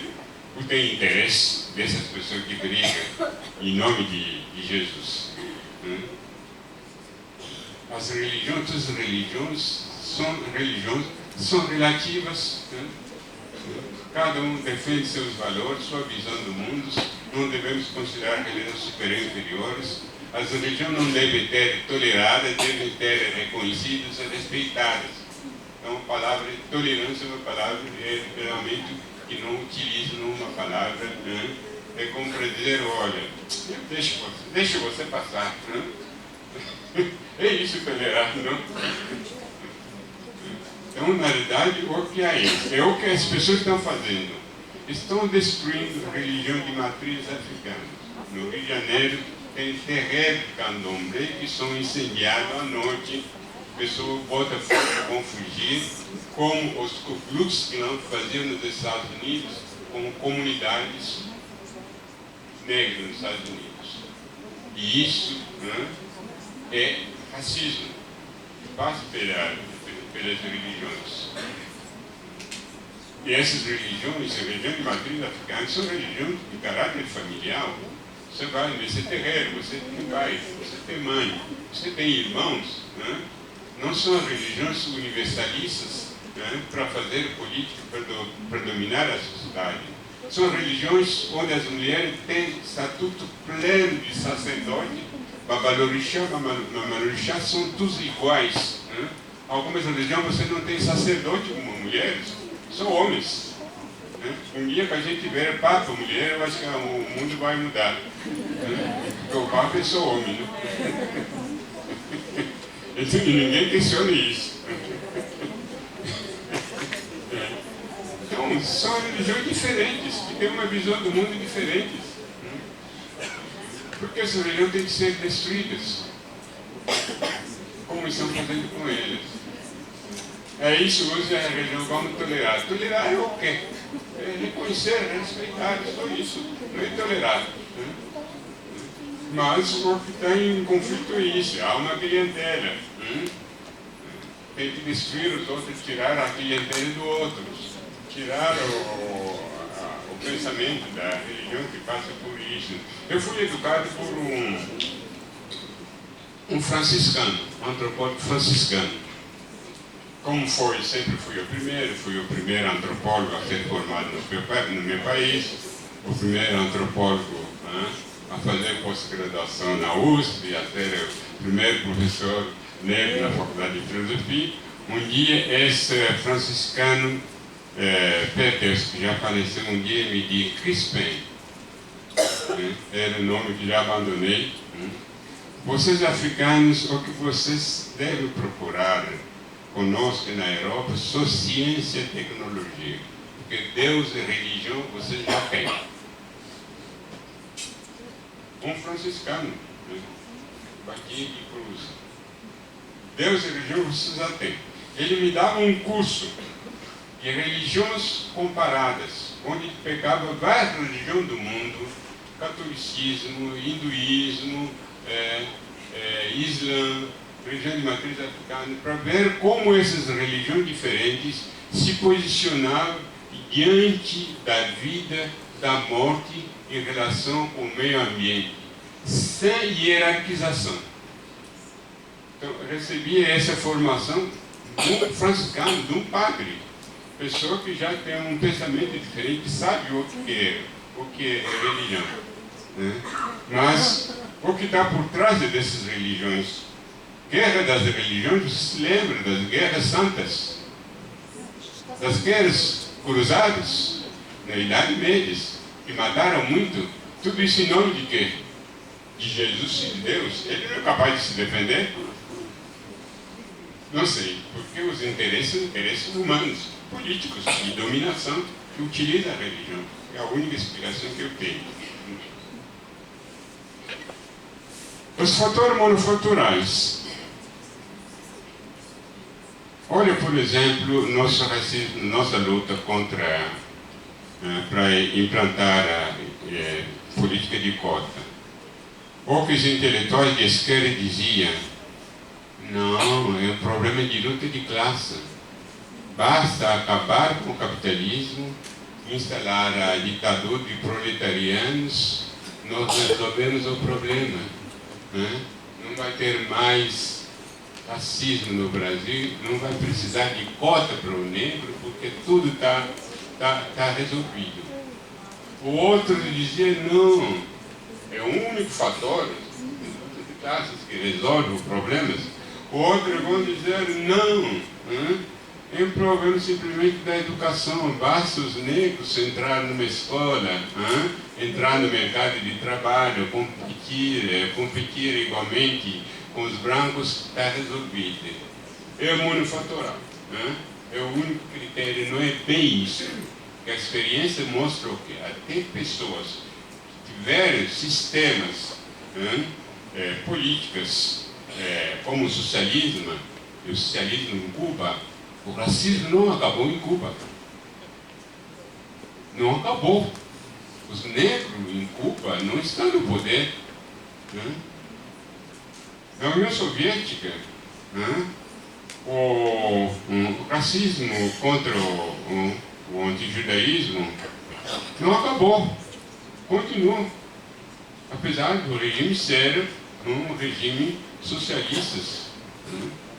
Então, essa explicação monofatoral não é. O racismo é um fenômeno muito complexo.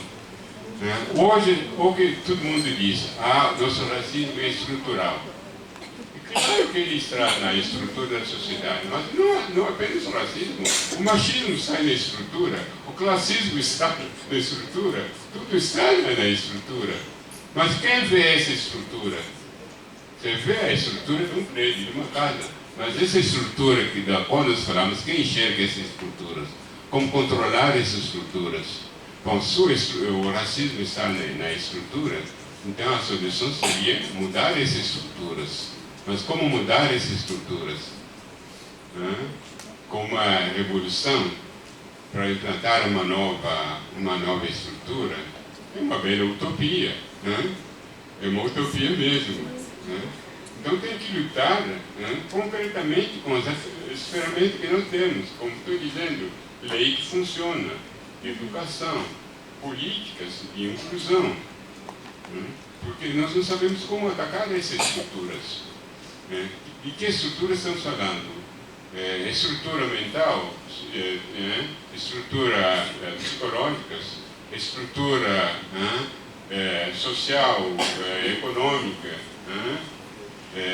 de que estrutura estamos falando? É um conceito muito complicado, embora a gente saiba que está na estrutura. O outro diz, não está na estrutura, mas está nas instituições. As instituições têm estrutura, a universidade tem estrutura também. Então você vê como é difícil você trabalhar com esse fenômeno. Os caminhos que nós temos concretamente são isso: educação, lei, política e inclusão. Enquanto não tiver essa revolução para um outro modelo da sociedade, que é uma utopia, né? Claro, a história da humanidade tem surpresa. Quem sabia que a pandemia de Covid-19 ia fazer da humanidade o que ele fez? Podemos ter uma outra estrutura, uma outra surpresa na história da humanidade, mas é uma utopia, a gente tem que sonhar com isso. Mas as armas que nós temos concretamente são essas.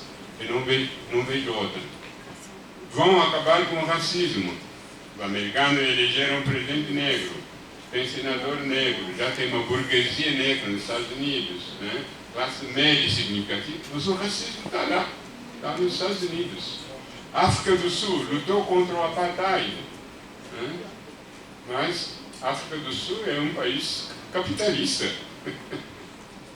A diferença é que a estrutura política está nas mãos da maioria branca, né? Mas a estrutura econômica está nas mãos da minoria branca, né? Que dialoga, não sei como, porque na África do Sul, por exemplo, a reforma agrária não foi feita. As terras sul-africanas pertencem à minoria, né? Os colonos brancos, não sei se vão mexer isso um dia. É muito difícil, né? Então, para mostrar que é um fenômeno muito difícil. A África do Sul não vai ser socialista, mas é dentro da estrutura capitalista que eles estão lutando contra isso. E você vê a diferença entre as lutas deles, né? Eles têm controle da estrutura política. Aqui nós não temos o controle da estrutura política. Nos Estados Unidos, os negros são 13% da população americana, não tem controle da estrutura política. Então, você vê a complexidade desses fenômenos. Mas nem por isso que a gente deve minimizar as conquistas, né, que essas sociedades tiveram. Ter um presidente negro, senador, hoje professor negro até nas universidades como Harvard, tudo isso são conquistas da sociedade. Né? Uma sociedade capitalista é uma estrutura que a gente não domina. Não sabemos como implantar uma nova estrutura. Hoje vocês aprenderam, houve há pouco tempo que o Supremo Tribunal americano acabou com as cotas, não quer mais as cotas. Olha, as cotas foram implantadas nos Estados Unidos no início da década de 60, no governo do John Kennedy. Já tem mais de 60 anos. Né? Quando se começou a discutir a existência do racismo no Brasil com o projeto da Unesco, na década de 60, os americanos já estavam discutindo cotas.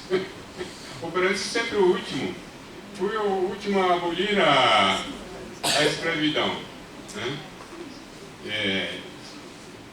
Depois da França, depois de 100 anos depois da França, 50 anos da França, 24 anos para os Estados Unidos.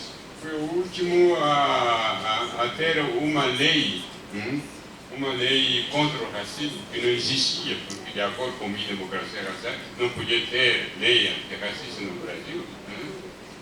O último a discutir cotas. Começa a discutir cotas 40 anos depois dos Estados Unidos.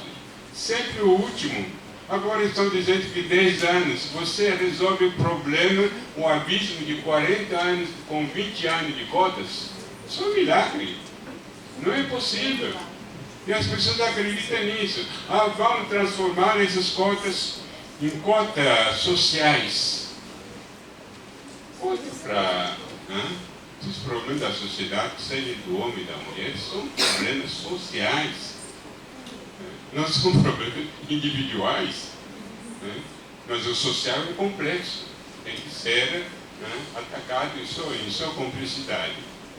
Então temos essa dificuldade. Alguns já vão querer aproveitar, porque nos Estados Unidos a Suprema Corte acabou com as cotas, vão querer acabar com as cotas de 10 anos, resolveu o abismo de 400 anos em matéria de educação entre branco e negro. Não é possível. E com esse congresso não sabe o que vai ser o resultado. Eu acredito que as universidades têm autonomia para continuar, mesmo se essa lei não existir. O Supremo Tribunal já mostrou que não havia inconstitucionalidades das universidades que entraram nas cotas antes da lei das cotas. As universidades podem continuar. Mas será que eles têm coragem de continuar e enfrentar isso? Isso é uma outra questão.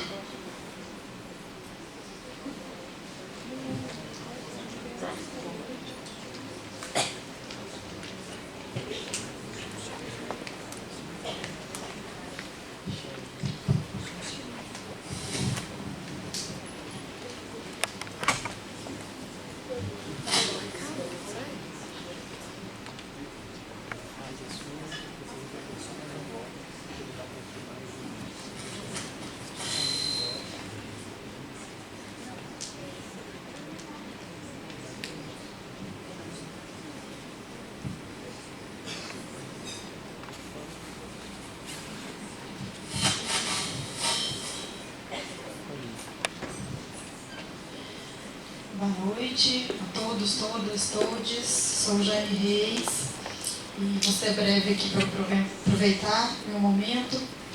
Eu queria agradecer infinitamente por tudo que nós temos nesses 2 dias de privilégio de estar com você, professor.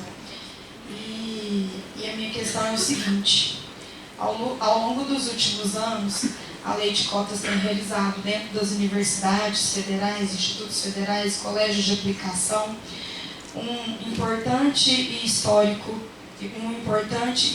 movimento antirracista, fruto de muita luta fora e dentro desses espaços. E juntamente com a lei de cotas, temos os procedimentos de heteroidentificação, que visam assegurar o direito resguardado ao público-alvo dessa política. E nós temos nesse auditório, professor, muitos analistas que atuam nos procedimentos de heteroidentificação, inclusive eu. E nesse sentido, eu gostaria de ouvi-lo, e eu e tantos outros colegas que fazem esse trabalho, sobre a complexidade desse processo, que são esses procedimentos em que nós heteroidentificamos pessoas negras, pretas, que se autodeclaram pretas ou pardas, e gostaria que o senhor nos compartilhasse o que tem a dizer sobre isso, sobre esses procedimentos, sobre a complexidade que é o que nós enfrentamos cotidianamente neste trabalho, que envolve um processo educativo tão complexo quanto esse combate ao racismo, a questão dos pardos, do limítrofe, enfim. O que nós temos a aprender com você em relação a esses procedimentos? Obrigada.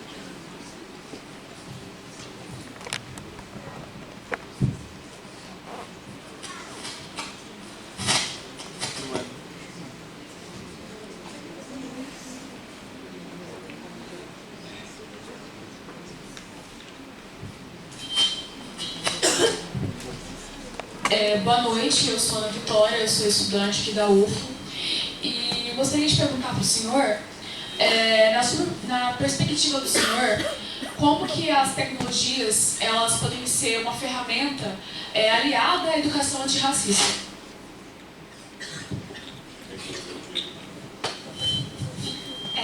noite a todos e todas e todos. Meu nome é Vitória, eu sou aluna do curso de História da Unificat. E eu queria pontuar duas falas do senhor bem rapidamente, que eu achei bastante interessante, que foi a questão da educação é feita de repetição.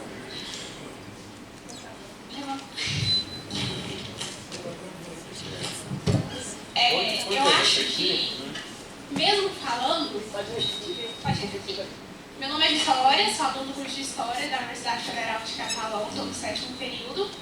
Eu queria pontuar duas coisas bem rapidamente do que você falou. A educação é feita de repetições. Sim, porque por mais que a gente ouve assim, nossa, mas de novo sobre o racismo, e quando a gente vai lá nas estatísticas das balas perdidas, são os nossos corpos que estão lá, não são os corpos brancos que estão. Então acho que quanto mais a gente fala, mais a gente precisa falar. E quando a gente cansa, a gente mesmo assim tem que buscar força, né? O racismo brasileiro é um crime perfeito. Um crime tão perfeito que diversas vezes é tão mascarado que passa bem sutil e a gente nem percebe, né? E a minha pergunta é que como você vê a BNCC na questão da educação antirracista?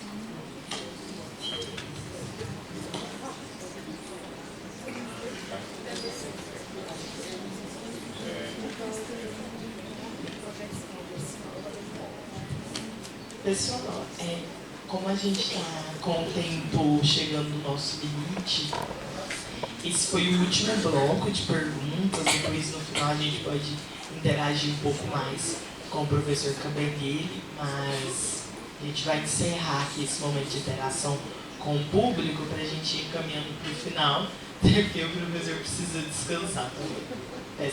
Eu entendo que vocês vão entender esse momento de finalizar as interações. Bom, professor Jânio, você sabe que quando se criou as primeiras universidades que adotaram o sistema de cota antes da lei das cotas, tinha consciência do que haveria fraude. Fraude numa sociedade onde tem fraude até na própria justiça.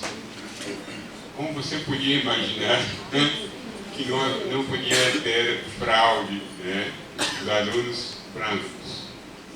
Mas as pessoas tinham consciência, por exemplo, evitaram para as pessoas que vão que entrar pelas cotas se identificavam pela própria IBGE como indígena, como pardo e preto.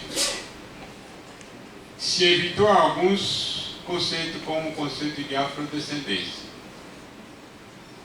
porque ia ter fraude. A África é o berço da humanidade, qualquer um pode dizer que é afrodescendente. Se dizer não, mas a ciência já demonstrou, então se evitou. A pessoa tinha consciência, nós não vamos utilizar critério de identificação afrodescendente, né?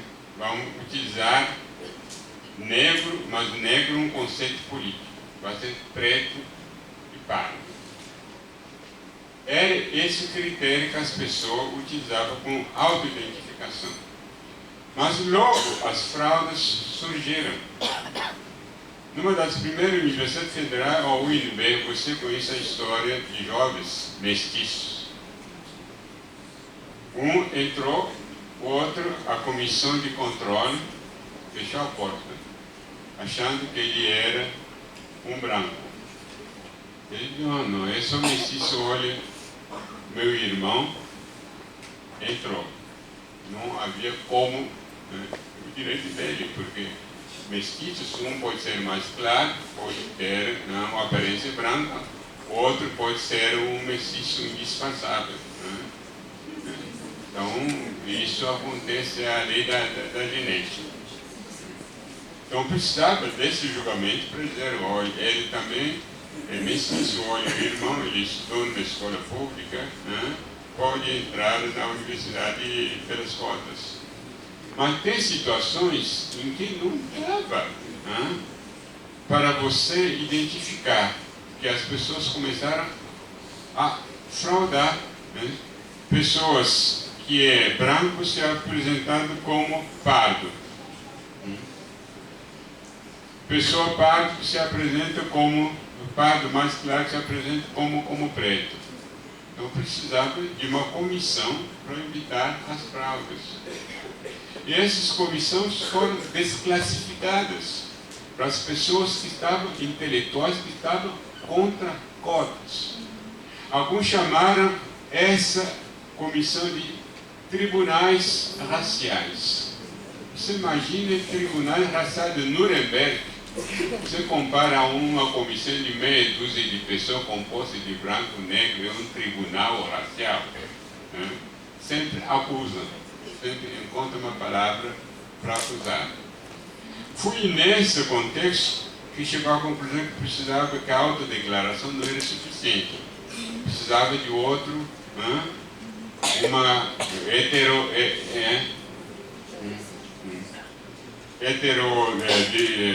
identificação. Eu me lembro, o primeiro conceito dessa palavra de identificação nasceu de uma dissertação de mestrado que eu orientei na faculdade de Direito, de um orientando neto do Horácio Nogueira, que trabalhou sobre o racismo, fui minha aluna, fui o primeiro a trabalhar com o conceito de identificação que eu adotei na Comissão contra a Fraude que formei na Universidade Federal do Recôncavo da Bahia. Esse conceito se generalizou para mostrar que tem que ter outro critério de identificar quando não dá para saber se a pessoa está mentindo ou não está mentindo.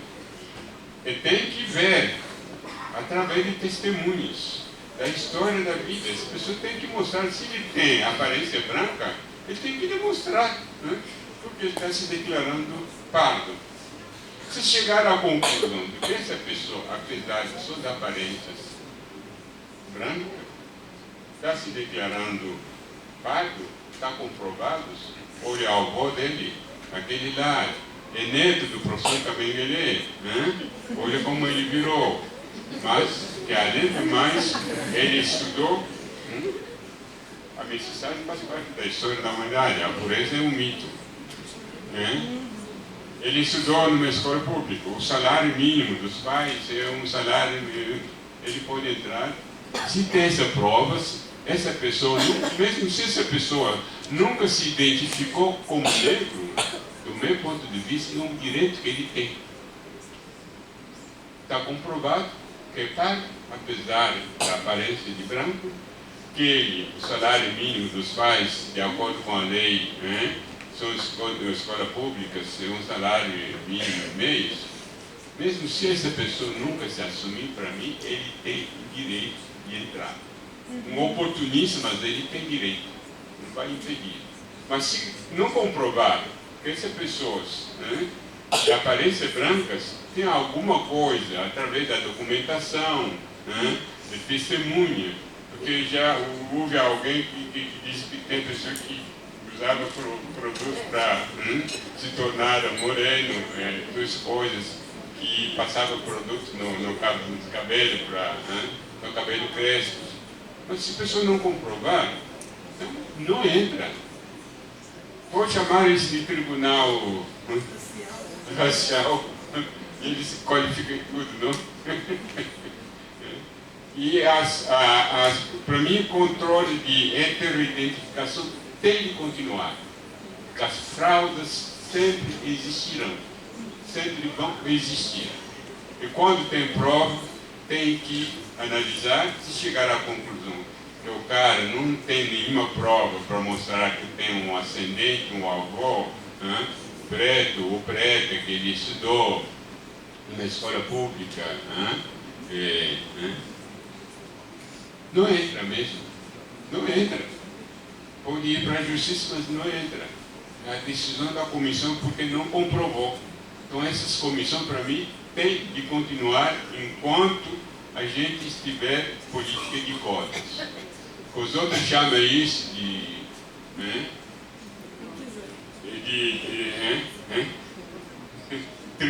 tribunais raciais. Ele diz que essa raça não existe cientificamente. Que as cotas são introduzidas raça, eles estão falando de tribunais raciais. Mas que contradições essas pessoas. Linguagem. não dá. Essas comissões têm que continuar enquanto tivermos políticas de cotas nas universidades, até agora com a pós-graduação, com as vagas, que algumas universidades já estão reservadas no programa de pós-graduação, tem que continuar com essa comissão de heteroidentificação. Não tem outra saída. Porque o ser humano vai continuar a roubar. Crimes vão continuar a existir enquanto a humanidade existe. Então, é isso. Olha, Vitória, a tecnologia, em que medida a tecnologia pode servir na luta contra o antirracismo? Os países que nos consideramos como os países mais desenvolvidos são países que investiram na ciência e tecnologia de boa qualidade. Só que essa ciência e tecnologia de boa qualidade numa sociedade racista servia só aos brancos, não servia aos negros. O negro vai numa empresa, você não tem essa formação. Então, eles precisam ter essa formação para abrir algumas portas. Precisam entrar na tecnologia. Os lugares do negro não simplesmente nas ciências humanas. Eles têm que ser médico, físico, biólogo, todas as áreas de conhecimentos. Tem que ter negros e negras. O caso dele está aqui. Na faculdade de economia, na USP, é para a classe média alta. Não é para uma negra. Ele me pergunta como ele conseguiu entrar lá. Porque na educação colonial, os Weber dizia que os negros não podem fazer contabilidade ou economia. Os pais dele não sabem nem o que é um talão de cheque. Como ele vai fazer contabilidade? Então você é uma exceção. A gente tem que estar em todas as áreas. A luta é para isso. Não é só para ficar na educação, na antropologia e na sociologia. É para ser em todas as áreas de conhecimento. Com isso nós podemos abrir algumas portas que são fechadas. Nós não vamos abrir todas, porque o racismo existe. Algumas vão ser abertas mesmo, como estamos abrindo. Eu tenho 47 anos no Brasil. Quando cheguei em 1975, em nenhuma universidade você vai encontrar duas pessoas negras sentadas na mesa falando do racismo. Eram brancos que falavam do racismo dos seus negros, especialistas dos negros. Hoje não existe nenhuma universidade onde você vai encontrar uma mesa brancos e brancas falando do negro sem a presença do negro. Isso aqui é a conquista, é a luta. Faz parte desse processo.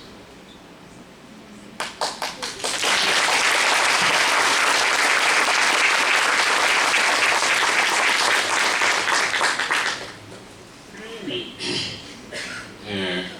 a fala da nossa Vitória, olha, as bases nacionais curriculares já faz parte nos parâmetros curriculares fundamentais, onde esses temas, questão do racismo, são temas trabalhados na transversalidade.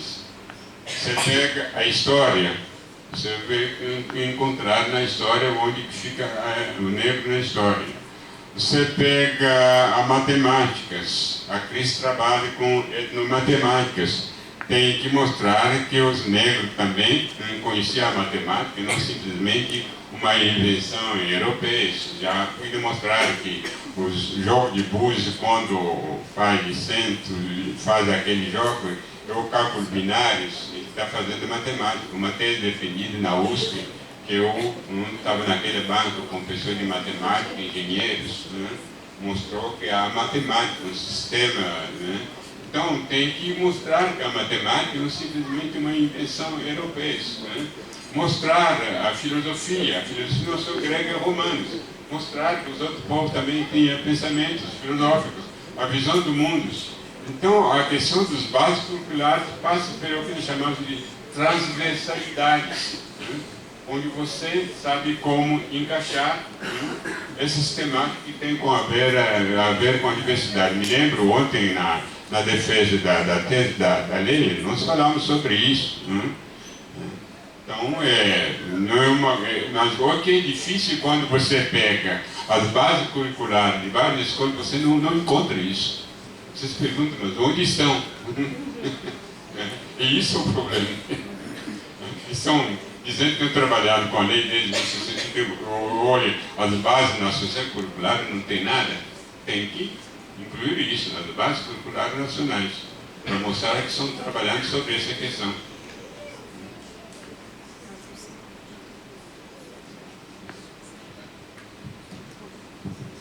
Bom, agradecemos mais uma vez pela presença e pelo compartilhamento de valiosas reflexões do professor Cabangueira aqui nessa noite, em nome da ESEPA, do NEAB e da DIEPAFRO. E para agradecer, nós temos uma singela lembrança a você.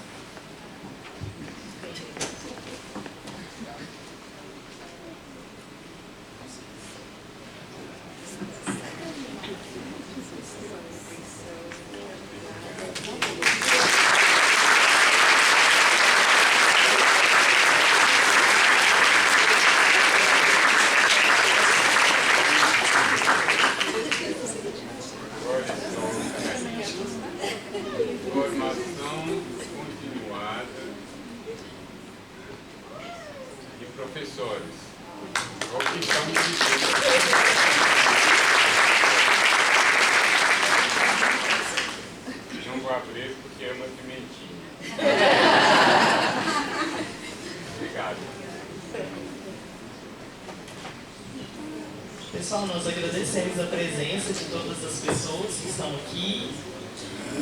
Nós temos o formulário de presença para fins de certificação. Vocês podem acessar o link do formulário, aquele link que está ali fixado nesse mural na entrada, pelo QR Code. E esse mesmo link está na página do Instagram do NEAB, NEAB UFO. Na bio do Instagram, o link também está disponível. Então, vocês podem fazer o preenchimento ali daquele link com nome, e-mail, CPF para posterior certificação de cada um. Muito obrigada pela presença e boa noite.